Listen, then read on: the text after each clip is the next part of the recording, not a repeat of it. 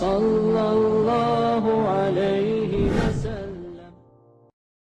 Langit Madinah tampak cerah di permulaan tahun ke-10 Hijriah, seakan memberi sinyal kedamaian setelah berbagai peristiwa besar.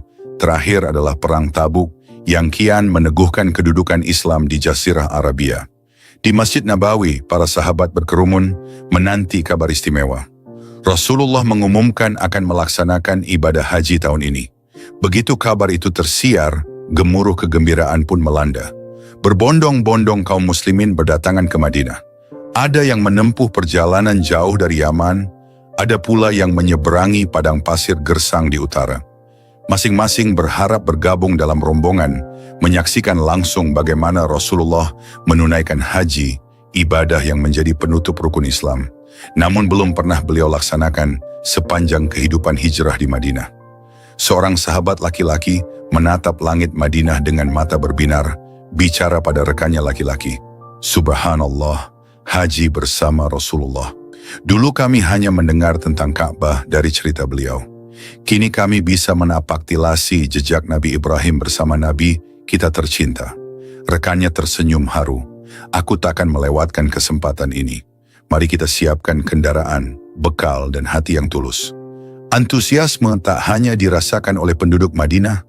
Kafilah-kafilah dari penjuru negeri pun bergerak, hingga Madinah sesak oleh umat yang menantikan keagungan prosesi.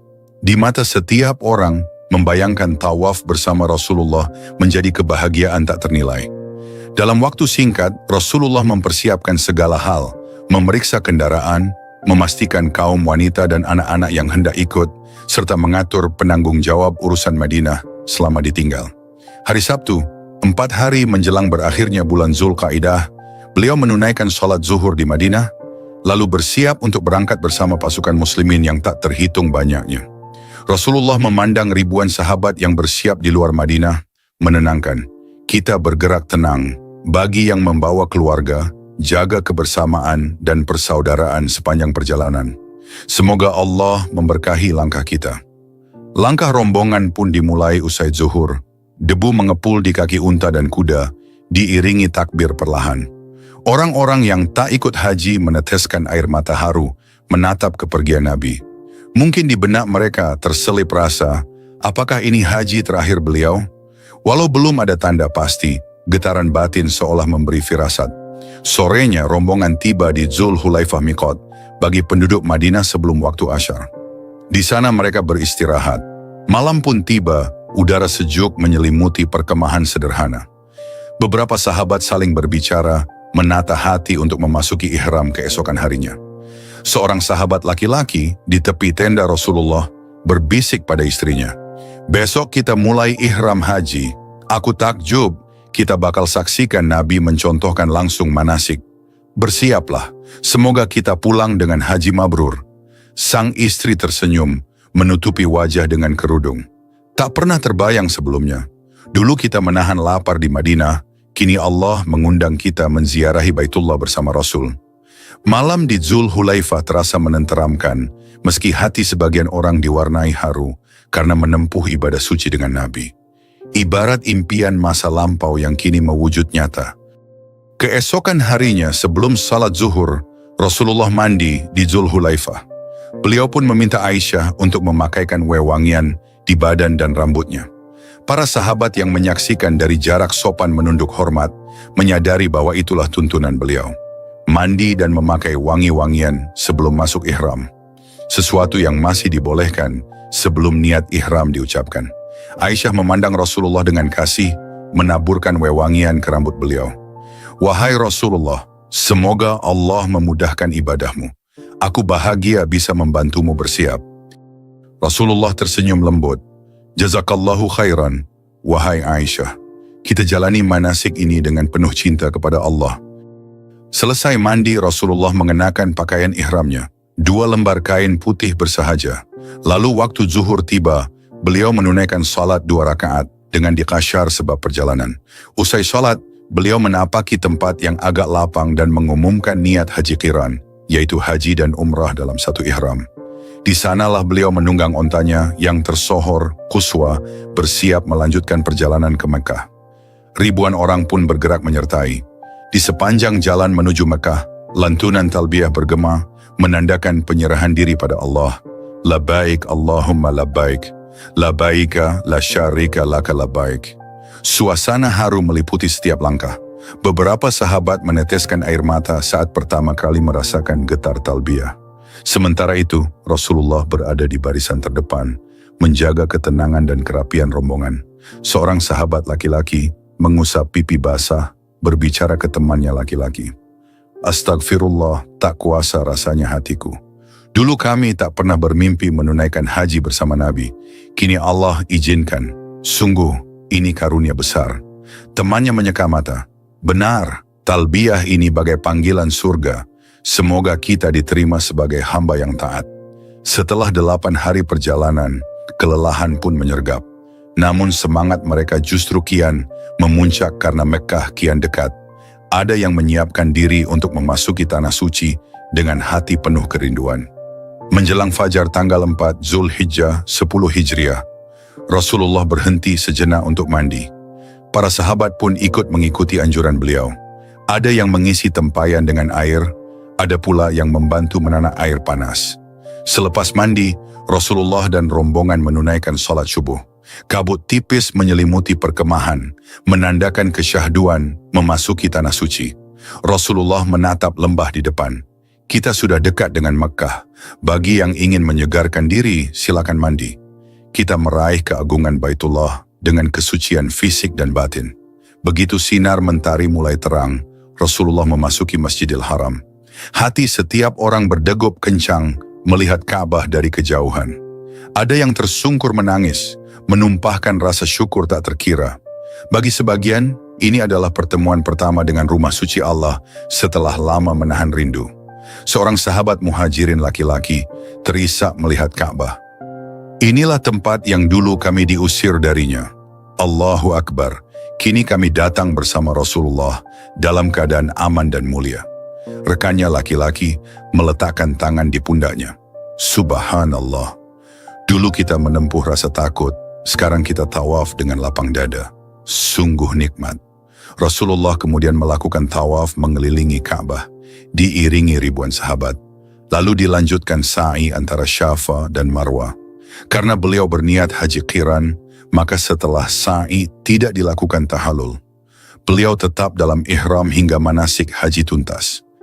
Sementara Rasulullah memilih qiran, karena beliau membawa hewan kurban, para sahabat yang tidak membawa hewan kurban dianjurkan agar niat ihramnya dialihkan ke umrah tamatu. Dengan begitu, mereka bisa tahallul sempurna usai tawaf dan sa'i. Rasulullah menyampaikan kepada para sahabat, bagi kalian yang tak membawa hewan kurban, jadikanlah ini umrah. Setelah tawaf dan sa'i, bertahallullah. Rambut kalian dipotong atau dicukur. Suasana pun meriah. Sebagian sahabat langsung memotong rambut dan lepas dari larangan ihram. Wajah mereka berseri, mengenakan pakaian biasa lagi. Sementara Nabi tetap berpakaian ihram, menahan diri hingga waktu penyembelihan hewan kurban di puncak haji.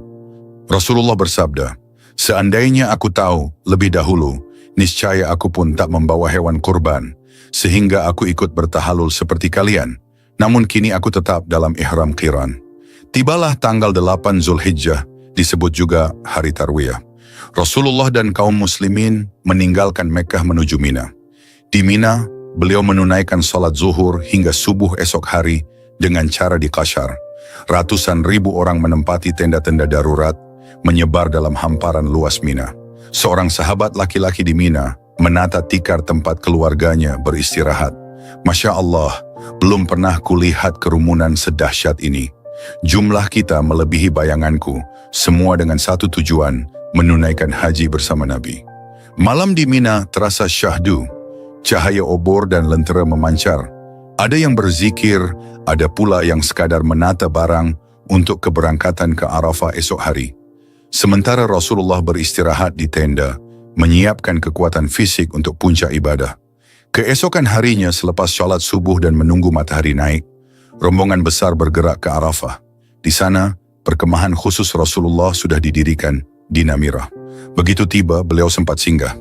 Namun setelah matahari tergelincir, beliau naik ke punggung onta Quswa dan pergi ke lembah Wadi, tempat manusia berkerumun menunggunya. Diperkirakan 144.000 orang memenuhi Arafah hari itu. Sebuah lautan manusia, suara talbiyah menggema, bercampur tangisan haru. Semuanya menanti khutbah Rasulullah yang bisa jadi merupakan momen paling monumental dalam sejarah hidup mereka. Seorang sahabat laki-laki sambil menggenggam tangan sahabatnya laki-laki. Lihat, betapa banyaknya umat Muhammad di sini. Dulu kita berjumlah sedikit di Hudaybiyah, kini tak terbilang. Subhanallah, ini benar-benar nikmat. Dengan ontanya Rasulullah memasuki area Wadi'. Orang-orang bergeser, memberi ruang bagi beliau.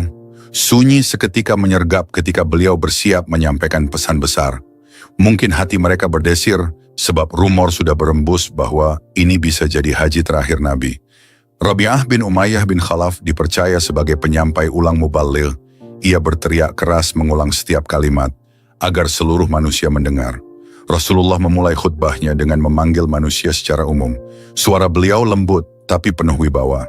Peringatan bahwa beliau mungkin tak berjumpa lagi setelah tahun ini di tempat wukuf ini. Rasulullah bersabda, "Wahai manusia, dengarlah ucapanku. Boleh jadi aku tidak akan menjumpai kalian lagi setelah tahun ini, di tempat wukuf ini selamanya." Kata-kata itu menohok. Mendadak air mata mengalir di pipi para sahabat. Kesadaran bahwa Nabi akan berpulang mengguncang jiwa mereka. Pengesahan darah dan harta, bahwa darah dan harta umat Islam suci, sebagaimana sucinya hari, bulan, dan negeri. Beliau membatalkan segala praktik jahiliyah, termasuk darah dan riba. Rasulullah, ketahuilah, sesungguhnya darah dan harta kalian itu suci, sebagaimana sucinya hari ini, bulan ini, dan negeri ini. Segala perkara jahiliyah, letaknya di bawah kakiku, tidak berlaku. Begitu pula dengan darah jahiliyah. Darah pertama yang kubatalkan adalah darah Rabi'ah bin Al-Harits. Dan riba pertama yang kubatalkan adalah riba milik Abbas bin Abdul Muttalib. Wasiat agar bertakwa kepada Allah dalam urusan wanita, memuliakan istri, memberi nafkah, sandang, dan memastikan hak-hak mereka. Rasulullah, bertakwalah kalian kepada Allah dalam hal wanita. Kalian mengambil mereka dengan amanah Allah dan dihalalkan kehormatan mereka dengan kalimat Allah. Hak kalian, mereka tidak boleh menghamparkan alasnya bagi orang yang kalian benci. Jika mereka melanggar, pukullah mereka dengan pukulan yang tidak melukai. Sedang hak mereka adalah mendapat nafkah dan sandang yang layak. Menitipkan Al-Quran bahwa umat tak akan tersesat selama berpegang teguh padanya. Rasulullah, aku tinggalkan pada kalian sesuatu yang, jika kalian berpegang teguh padanya, niscaya kalian tak akan sesat. Kitabullah. Penegasan tak ada Nabi setelah beliau, dan kewajiban menegakkan salat 5 waktu, puasa Ramadan, menunaikan zakat, dan haji bagi yang mampu. Rasulullah, wahai manusia, tak ada Nabi lagi setelahku, tak ada umat setelah kalian. Sembahlah Rabb kalian, dirikan salat 5 waktu, puasalah di bulan Ramadan, tunaikan zakat yang akan mensucikan harta kalian, tunaikan haji ke Baitullah, serta taatilah pemimpin kalian. Niscaya kalian akan masuk surga Tuhan kalian. Permintaan Rasulullah agar umat bersaksi bahwa beliau telah menunaikan amanah dan memberi nasihat. Rasulullah menatap jamaah, bersuara bergetar. Kalian bertanya tentang aku, apa yang akan kalian katakan? Jamaah menjawab, kami bersaksi engkau telah menyampaikan dan menasihati. Mendengar itu Rasulullah mengangkat telunjuk ke langit, lalu mengarahkannya ke manusia, seraya bersabda 3 kali. Rasulullah, Ya Allah, saksikanlah. Ya Allah, saksikanlah. Ya Allah, saksikanlah. Tangis tak terbendung. Banyak yang merasakan getar seakan ini pesan perpisahan. Umar bin Khattab, Abu Bakar, Utsman, dan sahabat lain menunduk, menangis tanpa suara, meresapi keagungan momen ini. Usai khutbah, turun wahyu Al-Quran surah Al-Maidah ayat 3. Pada hari ini telah kusempurnakan bagimu agamamu dan kucukupkan nikmatku kepadamu, serta kuridhoi Islam sebagai agamamu. Mendengar ayat itu, Umar bin Khattab menangis. Ketika sahabat bertanya, mengapa engkau menangis, wahai Umar? Ia menjawab dengan suara pilu. Umar penuh haru. Karena sesuatu yang telah sempurna, berikutnya hanya menunggu kekurangan. Sebuah firasat bahwa kewafatan Nabi kian dekat, atau setidaknya menandakan puncak Islam telah tercapai. Kata-kata itu mengguncang hati banyak orang. Setelah khutbah di Arafah, Bilal mengumandangkan azan. Rasulullah lalu mengimami sholat zuhur 2 rakaat di Qasyar, disusul sholat asyar 2 rakaat. Tak ada sholat lain di antara keduanya. Sorenya, beliau wukuf hingga terbenam matahari. Ketika senja meredup dan cahaya kekuningan lenyap, Rasulullah meninggalkan Arafah bersama Usama bin Zaid yang duduk membonceng di belakang. Jalur dilewati perlahan, kecuali saat melewati Wadi Muhassir, tempat beliau sedikit memacu tunggangan. Di Muzdalifah, beliau menunaikan Maghrib dan Isya dengan 1 adzan dan 2 iqamah, tanpa sholat sunnah di antaranya. Malam itu, langit terbentang luas, menandakan kebesaran ilahi. Rombongan ratusan ribu orang memenuhi Muzdalifah, tapi tetap tertib, menerangi malam dengan lentera-lentera kecil. Seorang sahabat laki-laki menatap bintang di Muzdalifah. Rasulullah berpesan agar kita tidur di sini. Esok kita lanjut melempar jumrah. Semoga Allah terima amal kita. Sebelum matahari terbit, Rasulullah menuju Mina. Kali ini Al-Fadl bin Abbas yang menjadi pembonceng. Setelah melewati Wadi Muhassir, mereka mengambil jalur tengah hingga tiba di Jumrah Aqobah. Di situ, beliau melempar batu kerikil 7 kali, bertakbir tiap lemparan. Rasulullah melempar kerikil, menggema takbir, Allahu Akbar, Allahu Akbar. Kerumunan jamaah menonton, meniru gerak beliau. Selesai lempar jumrah, Rasulullah menuju tempat berkurban, menyembelih sendiri 63 ekor unta, sesuai jumlah tahun usianya saat itu. Dagingnya dimasak dan dimakan sebagian oleh beliau dan rombongan. Seorang sahabat menyaksikan kurban. Beliau menyembelih 63 ekor sendiri, sisanya diwakilkan. Subhanallah, entah dari mana kekuatan itu muncul. Usai berkurban, Rasulullah kembali ke Mekah untuk tawaf ifadah. Beliau salat duha. Di sana, beliau menyampaikan khutbah singkat, menegaskan isi khutbah di Arafah. Beberapa sahabat menitikkan air mata, karena semua seolah meresap lebih dalam. Tentang kesucian darah, harta, kehormatan, tentang kepergiannya yang mungkin terakhir. Kemudian beliau kembali ke Mina untuk menunaikan rangkaian hari Tasyrik 11, 12, dan 13 Zulhijjah. Beliau berzikir kepada Allah, melontar 3 jumrah setiap hari, serta mengajarkan manasik. Sesekali Rasulullah berkhutbah, menegakkan ajaran tauhid, memupus sisa-sisa syirik. Seorang jamaah laki-laki berbicara pada kawannya laki-laki di hari Tasyrik. Kudengar Rasulullah menekankan agar kita senantiasa mengingat Allah di hari-hari ini. Betapa tentramnya. Dulu jahiliyah berisi kesyirikan, sekarang kita hanya menyebut asma Allah. Memasuki hari Nafar Tsani 13 Zulhijjah, Rasulullah meninggalkan Mina. Beliau singgah di Bani Kinana bin Abtah beberapa hari, lalu menuju Mekkah untuk melakukan tawaf wada, tanda perpisahan dengan Baitullah. Beliau pun menganjurkan semua sahabat melakukan tawaf wada sebelum meninggalkan Mekkah. Rasulullah menengadahkan tangan, memandang Ka'bah terakhir kali. Ya Allah, jangan jadikan ini perjumpaan terakhirku dengan rumahmu. Jika engkau menakdirkan, pertemukanlah aku di lain waktu. Namun andai inilah akhir, terimalah ibadah kami. Banyak sahabat menitik air mata di pelataran Ka'bah, seakan mencium aroma perpisahan abadi. Ruang haru menyelimuti. Setelah itu Rasulullah memberi aba-aba rombongan untuk kembali ke Madinah. Sepanjang perjalanan pulang, orang-orang membicarakan betapa manasik haji itu sempurna. Tak henti-hentinya mereka memuji Allah atas bimbingan Rasulullah secara langsung. Mereka pun merasakan getar. Apakah kita akan bertemu Nabi tahun depan? Seorang sahabat laki-laki berkata pada istrinya wanita. Hati ini cemas, seakan ada yang mendesir. Beliau bilang mungkin tak jumpa lagi di wukuf mendatang. Apakah itu artinya? Sang istri tertunduk menitikkan air mata. Jangan berpikir buruk. Kita mohon pada Allah agar Rasulullah panjang umur. Tapi, ya, perkataan Nabi di Arafah memang menggugah hati. Beberapa sahabat senior pun menahan isak. Umar bin Khattab teringat tangisnya saat mendengar ayat, pada hari ini telah kusempurnakan agamamu. Bagi mereka, Kesempurnaan agama menjadi kabar gembira sekaligus tanda mendekatnya ajal Nabi. Dinamakan Haji Wada, perpisahan, karena Rasulullah berulang kali menegaskan mungkin tak berjumpa lagi.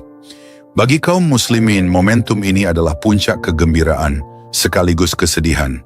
Islam telah paripurna, tetapi kedekatan dengan Nabi di ujung senja. Seseorang laki-laki dari penduduk Madinah meluapkan isi hati. Kami harap Rasulullah masih bersama kami bertahun-tahun. Tapi perkataan beliau di Arafah begitu jelas. Mungkin ini terakhir kali.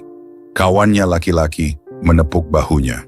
Setidaknya agama ini sudah sempurna. Itu artinya misi beliau hampir tuntas. Kita mesti siap melanjutkan dakwah tanpa ragunya. Dari Haji Wada, kaum muslimin mendapatkan tuntunan manasik lengkap. Bagaimana mandi di miqat, ihram, tawaf, sa'i, wukuf di Arafah, mabit di Muzdalifah, lempar jumrah, hingga tahallul. Semua dirangkum oleh Rasulullah, dicontohkan di hadapan ratusan ribu jamaah. Itulah warisan abadi bagi generasi mendatang. Seorang sahabat laki-laki bercerita pada anaknya, laki-laki kecil. Nak, ingatlah betapa Nabi menasihatkan kita berhenti sejenak di Wadi Muhasir. Itulah sunnah. Kelak, kalau kau dewasa dan haji, ikutilah langkah-langkah beliau. صلى الله على محمد صلى